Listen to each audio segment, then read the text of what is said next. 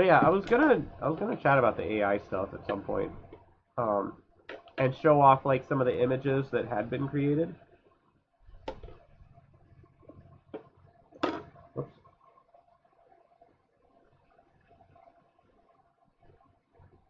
Because I think like AI right now it's just for fun, really, right? Like the things, some of the things it can do.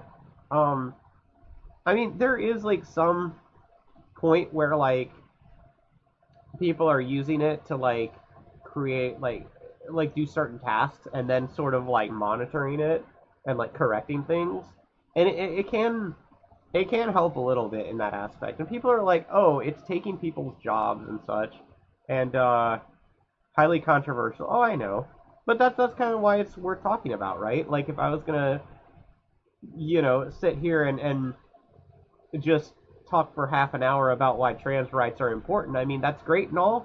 Like I'm all for trans rights, but I'd be preaching to the choir, right? Like, at this point, I'm not gonna like convince anyone of anything that they don't already believe, unless I start getting like you know conservatives in here for some reason watching a furry stream, and but I'm highly doubtful I'm going to make a case to anyone who doesn't already agree with it or something like it's not that I don't care, but it doesn't make for a good speech or anything. I mean, although I kind of have talked about it because there are the things that are happening, like legislation that are that need to be stopped. And it is like the one thing that I can do is encourage people to get more involved, because it's one thing to just say I support trans people. It's another thing to go out and actually like campaign against the people who are like trying to legislate trans people away, like out of existence, right? Actually go do something about it. And I go vote for every election that's around here. I'll help support candidates if I can. Not necessarily through money or whatever. Um, Whether you want to convince people to actually use AI or to just not hate it. So for me, it's just not hating people, right? Because I mean, there are arguments that people are losing their jobs because greedy corporations are now replacing human jobs with AI. Well, greedy corporations has always been a thing. Like lots of labor jobs have been replaced by automation and all that kind of stuff. And that's not good necessarily. It kind of is going to happen overall because like eventually. Because here's the thing about that. You can like rally to try and keep people who are currently employed at work, like and have them not get replaced by automation or something. But as like those current employees, leave or retire or whatever, or new companies come about and such, well, you can't dictate to the new company that they have to hire humans, right? That if a new auto plant is built that is more automated than ones before, and you're not replacing the current workers, but you're kind of replacing future workers in a sense, but you can't really like that's a weird sort of area because you can't like dictate how a new company has to come about because that kills innovation, right? And there's been all sorts of people who got rich just because they developed an app, right? They developed an app. It does a cool thing. People like that cool thing. They sell the rights to that app for $20 million, and you know suddenly they got a lot of money, right? And of course they may not have made their own corporation for that or company, but it could have been like a small startup that you know was only run by a few people that managed to generate this app and then sell it for all this money. And so that's kind of part of the American dream, I suppose, that you have the opportunity to maybe do something unprecedented and then make a lot of money off of it. Now that's not realistic for everyone, obviously. You can't base everything off just that. But but what I was getting to is that yeah, there's always been the corporate greed. And I was actually just watching something about tipping right in the United States and how companies don't pay uh, um, restaurant workers a fair wage, and they instead require tipping to subsidize those wages, right?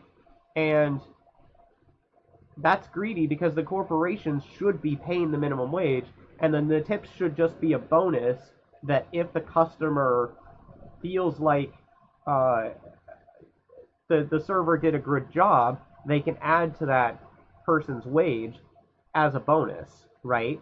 But instead, what's become a thing is that restaurants are trying to pay as little as possible and then have you fill in the gap as a consumer.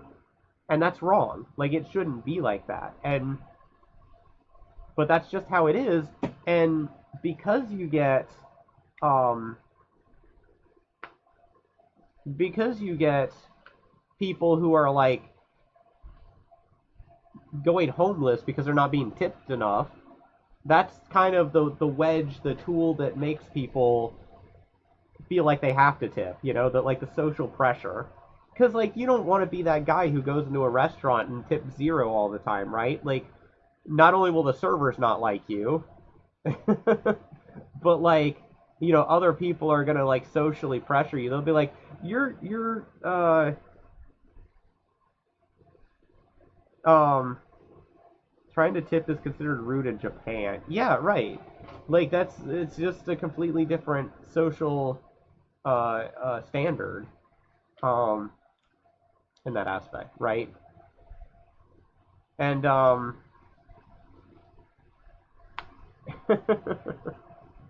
so I don't know, like to but that the fact what happens in America is based off corporate lobbying and greed, right? The restaurant association and such.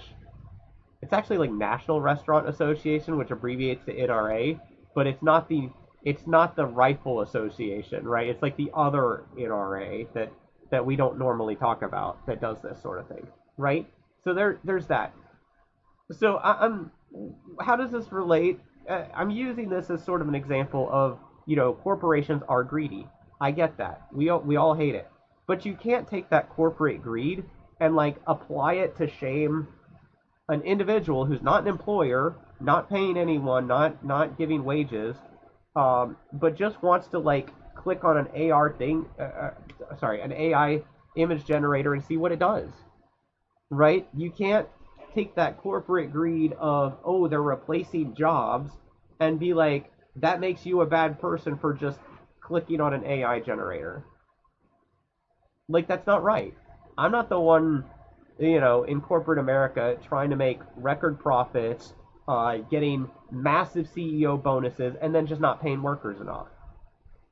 I'm not doing that. That's not me. I don't support that. I'm against it.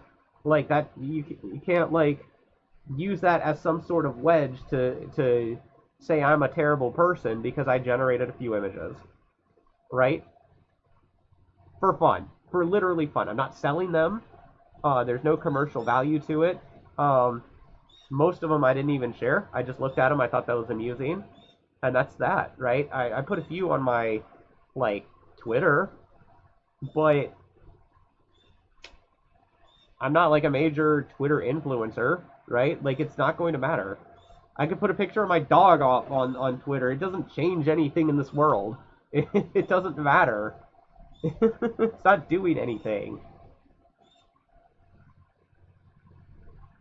But and so that's and so then you get like the furs who are like white knighting over this. They're like, oh, you have to pay. I had one person who like quoted or like replied on Blue Sky, and they're like, if you can't afford art, you don't deserve it.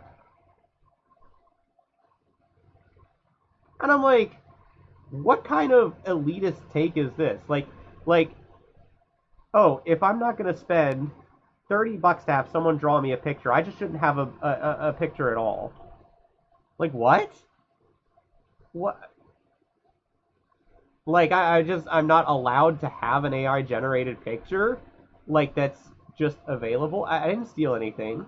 I didn't copy it. I didn't like, you know. You addressed exactly that. Yeah. Like, you know, well, consider this. There are people who do professional photography, right? They buy expensive photography equipment.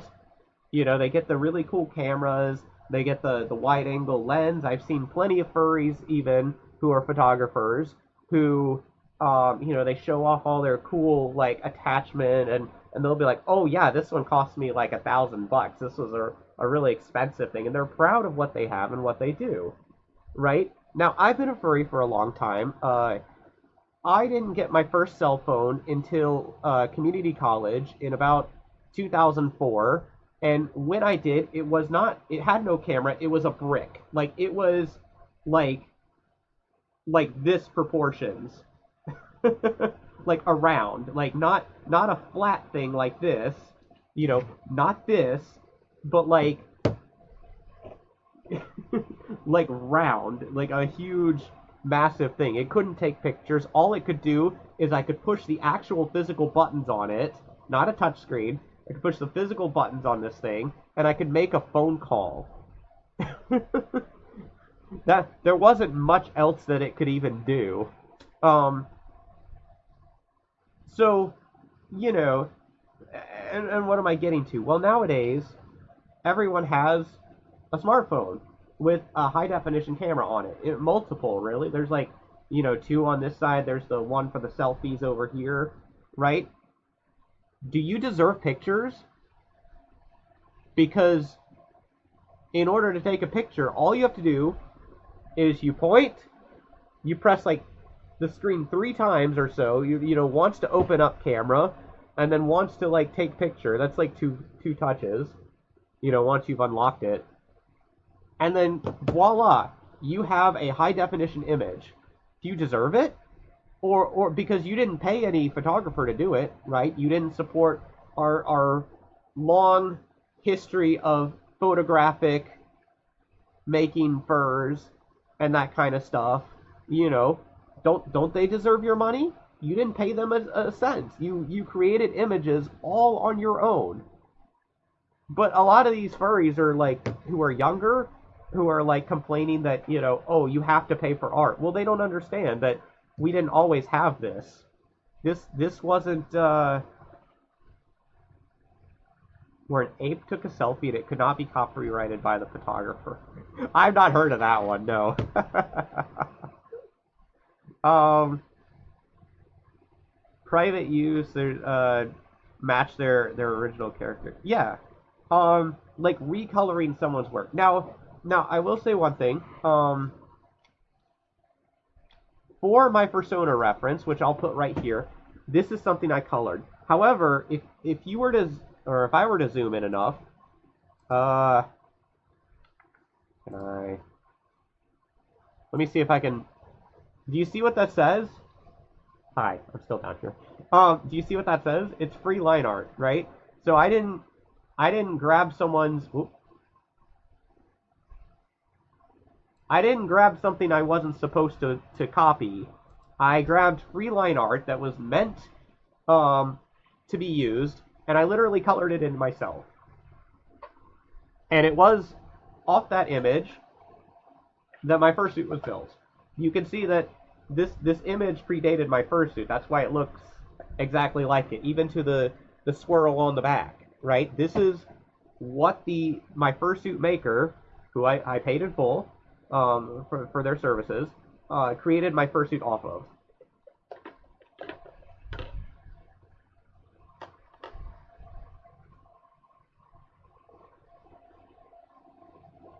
Right? But that doesn't mean you can just take someone's, like anyone's photo and recolor it or trace over it.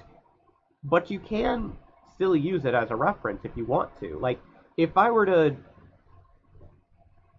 if I were to look at this image and decide to draw something based off, well, I mean, this is my image, right? But say someone else drew this, right? And someone else puts this image in front of me, and I could draw a fox in my own drawing style, which is crap, by the way. I can't draw.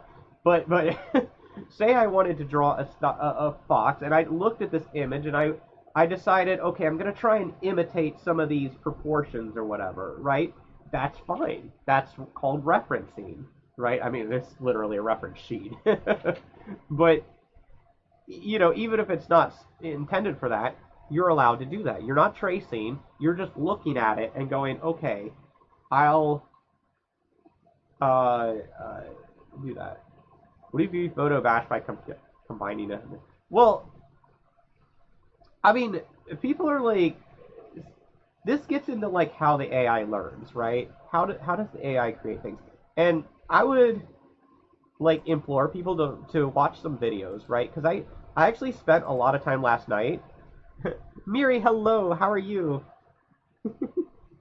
um, to like look at how AI generates things because there's a number of videos on it, and I saw kind of both sides in this, right? Where people are just talking about how the AI works, and then I saw like other ones where people are like, oh no, this is killing our business and such. So I you know I didn't just watch one. I watched a couple different things, but the ones about how it works is really neat when it involves like the people who develop this, even like some of the people who are a lot more tech savvy, and some of these like it's got billions of images that it references, right? And what it does is not trace at all. It doesn't try to recreate exactly what it is. It tries to learn what the item is, right? So, for example, what do I have? Let me see. All right. How about this? What is this?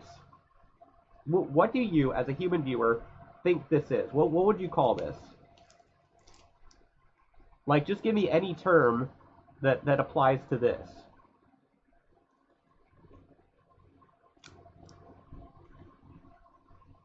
I'll give you all a moment. I know I sometimes get a little like delayed or something, or people are like behind a few seconds and such. The collection of red and gray pics. Uh, yeah, it's kind of grayish. This is a little more black, I guess, but I mean, sure, you could see. I mean, that would describe the color of it, right? But what about the shape? What is this, right? You might say it's a bone, right? It has a bone shape. Well, how do you know this? Like, how would you deduce that it's a bone shape, right? It's because as a human, we have seen this shape before, and we can attribute it to being, um, a bone shape, right? Um, and so the AI starts to learn this, right? Like, okay, what's a bone shape, right? Now, not an actual bone. We know this isn't like the shape of a human bone, but this is kind of the shape we attribute to a bone shape, right? You may also say this is a dog toy, which technically yes. I mean, it's a fursuit prop to me, but I mean this was originally designed to be a dog toy. How do we know? Well, I mean, despite the squeaker inside, it's plush, right? It's bone shaped, right? Which is often a shape used for dog toys. We know this from experience, right? We've learned this through our culture, through our expectations, our interpretations. Well, if I go into AI and I say I want to see a bone-shaped dog toy, how does it know what to create? How does it know what that is? And it's because it has seen these images on the internet and it has learned by the text attributed to the image what that is, right?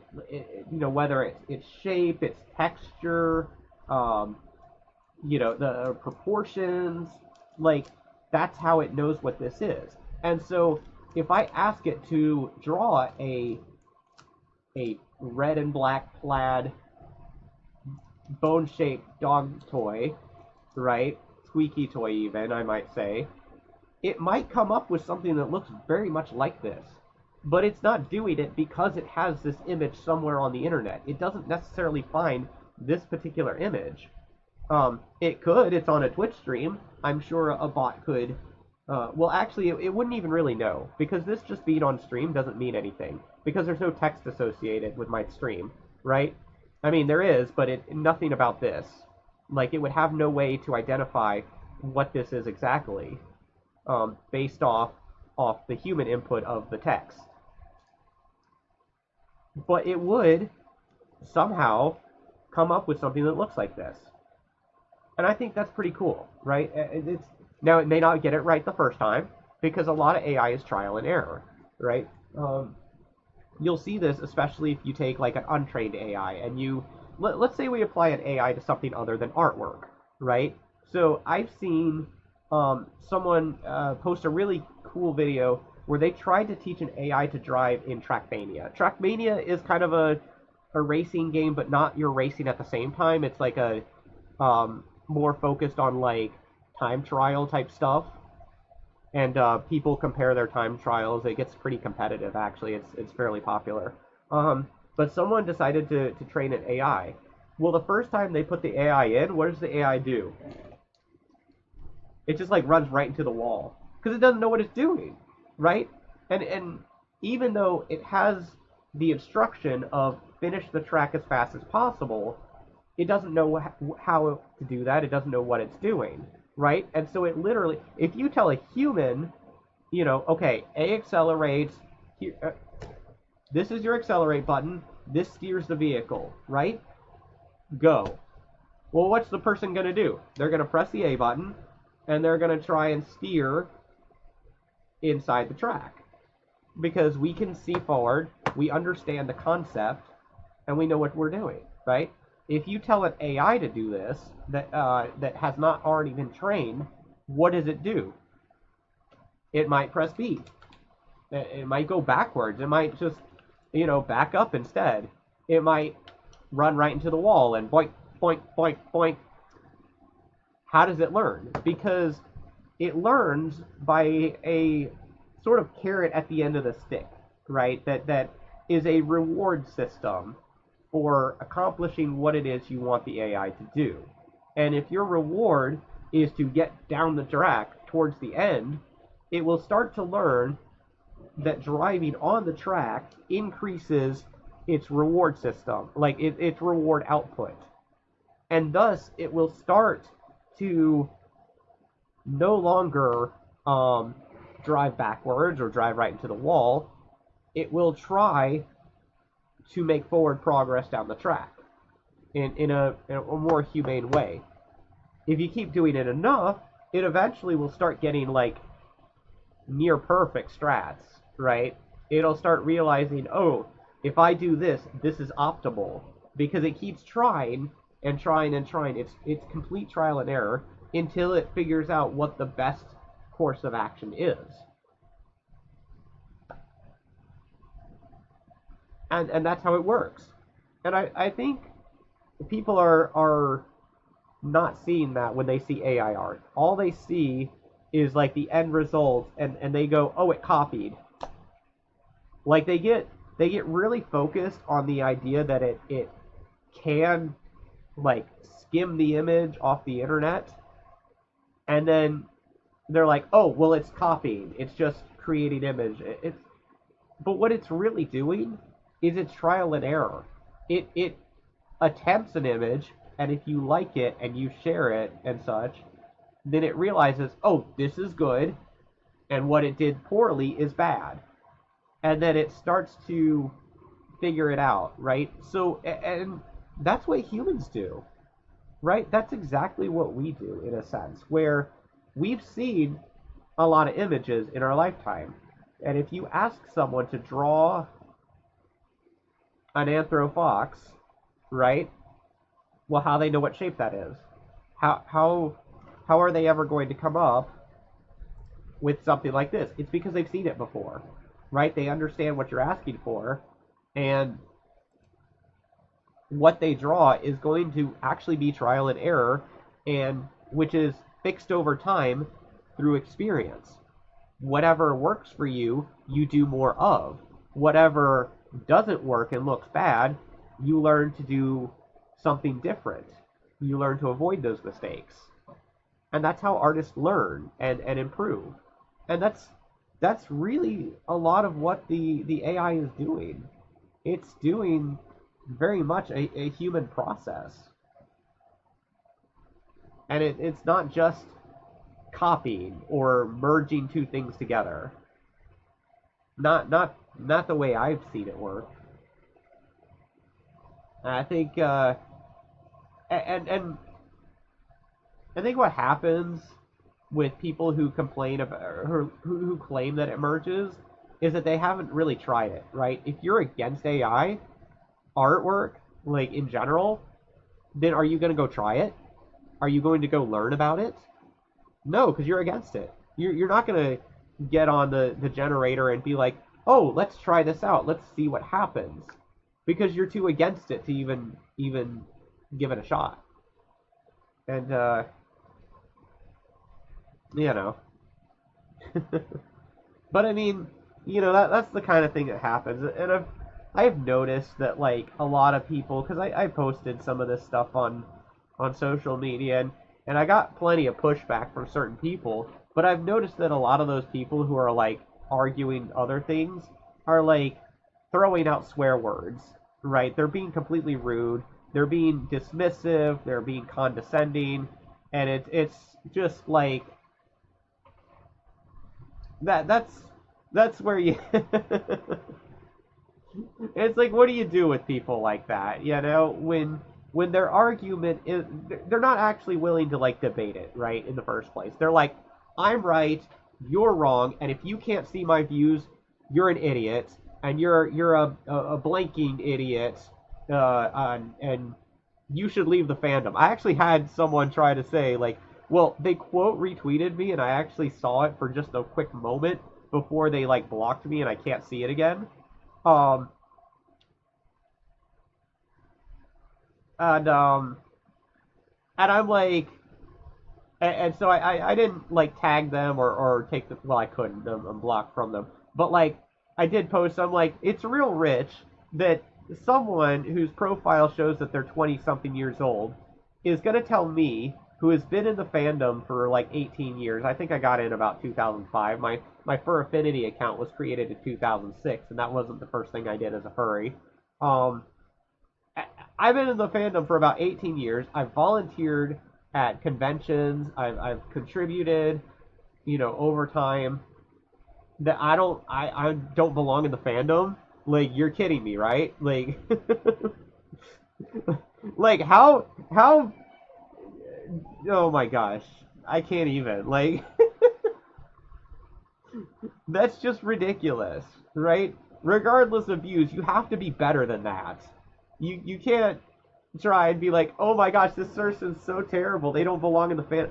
I've been here, like I've been a part of this fight. I've been part of why we have like, I don't know, consent laws and such, or like what was I talking about? Not laws, heck, like rules and regulations, right? About like, ask a fursuiter before you hug them, like that kind of stuff. That's been fleshed out over the years. This didn't just happen recently. It used to be really bad where people thought they could do whatever to fursuiters, and those of us who have been in the fandom a long time have quelled a lot of that. But of course, we still get new people all the time who don't know the rules, they don't know the customs and such. They just think, oh my god, fursuiter, let's tackle them from behind, and they have to be taught better. But that's been the fight that we've had like all these years, and so I'm not trying to like totally trying to be like the old man, like, get off my lawn, you kids don't know anything. But like, come on, you gotta respect the people who have helped build this fandom over all the years. and such. Like show a little respect. Um, just cause, when I've been a furry so long that you were like maybe in kindergarten when I first joined the fandom.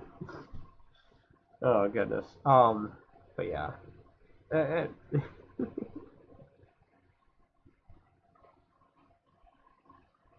How somebody gets authority to speak on behalf of the fandom. It's political parties. Yeah.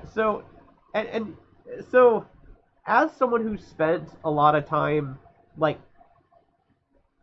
being informed of politics and like speaking about politics and that kind of stuff, um, what I see in terms of AI art and why people are against it are very similar tactics to and logic to how a lot of like right wingers try to like justify things, right? So, for example, well, I was talking about before about like wages and such, right? Right wingers who want to like who always vote against the minimum wage increases, which are very popular by the way. Like a lot of people want to see the minimum wage go up and keep up with inflation, but they like to fearmonger about the idea that corporations can't afford it, right? If you implement a forced federal minimum wage increase, what you're doing is hurting the mom and pop individually owned stores that can't afford it, right? That's the whole reason we don't have a higher minimum wage, and our federal minimum wage is still like 7.25 an hour. I think is it still 7.20?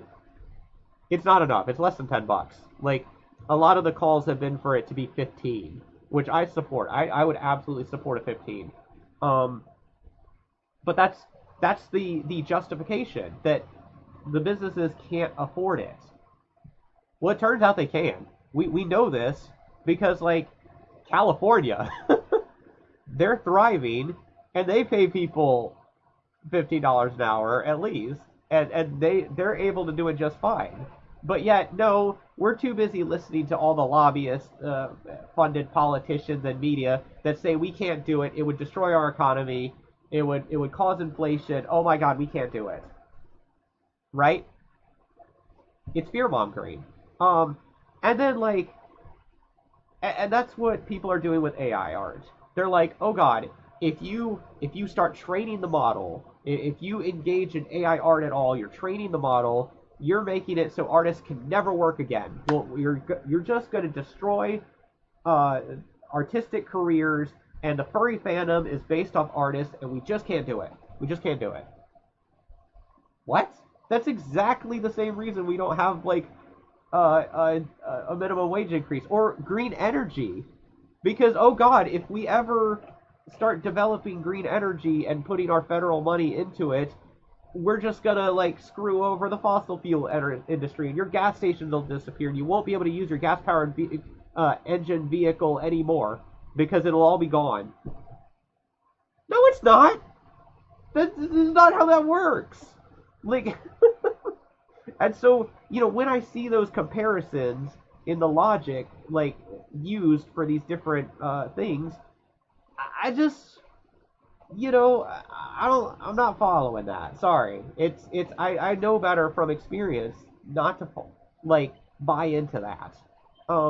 The other thing I've seen that, again, right wingers use is this whole concept of a zero sum game, right? I gotta explain this one. Why do people hate like bills and legislation that help with like racial equality or trans rights? Why do they hate it? It's because they argue that those bills that give special protections to other people make themselves, who are not a minority, less special, right? It takes away from them because they are not a protected people, right? Does that make sense?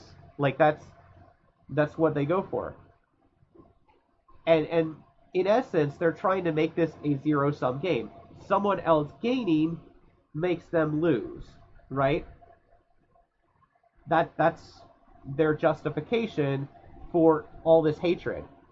Well, that's also kind of the vibe I get from the arguments of AI art is replacing human art, because it's not a zero sum game. AI generation, like existing and adding art to the thing, does not mean there's less human art, right? It doesn't work like that. There's room for all sorts of art, right? Look at like presidential portraits, right? That are painted. How do we even know what George Washington and our founding fathers look like here in the U.S.? We know because someone who was skilled at painting painted their portraits, and we now have those portraits as part of history to know what our founding fathers looked like. Well, we don't need that anymore. We all got cameras. We know what Barack Obama looks like because he's been on camera a billion times. He's been on video a billion times. Heck, he's still alive. He'll be videotaped and taken pictures of many more times in his lifetime. I'm absolutely certain of this. But yet we still paint portraits, right? Y'all see the unveiling of Barack and Michelle Obama? Those paintings, I believe, were valued at like, or well, the cost of them was like $500,000, right? Why do we do it? We don't need it, but we do it because it's tradition. We do it because it's valuable. A picture on a cell phone of Barack Obama ain't worth anything, but someone putting up that putting all this time into making this huge portrait is worth something. Way past AI generated images. Okay, so like maybe like labeling is a good solution for something like that, right? Because every time I post an AI generated art image, I make sure to say that it was generated, right? That it wasn't drawn by anybody. It was a generated image. So nobody's gonna look at these pictures that I put and say, oh, this was artwork, right? No, it's labeled AI generated, right? Oh, it's not raining yet. And like, you know, maybe that's tough to like require everything, but like, at least I'm telling you that image has no value, right? It's cool. I like how it looks. I'm putting it on social media, but it's not an image of value. It wasn't created by anyone. Nobody put their hard work into it. It wasn't stolen, traced, anything. Just created by the Bing powered image generator. And I just think it looks cool. That's it. I'm not trying to sell it. I'm not misrepresenting what it is. Nothing.